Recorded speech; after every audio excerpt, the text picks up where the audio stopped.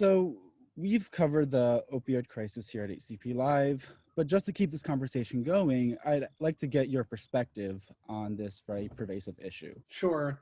Well, yeah, thanks for the question. I mean, the opioid epidemic is a large and complex behemoth, and it continues to this day.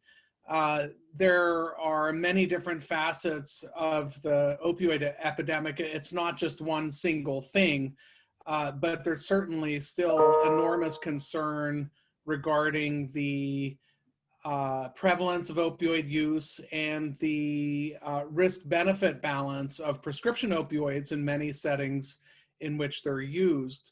Of course, there are also enormous concerns about the use of heroin and illicit fentanyl. And so, fortunately, most people are now familiar with the opioid epidemic, and it's a concept that I think at least has been embraced, although the pandemic has threatened progress on a number of fronts as well.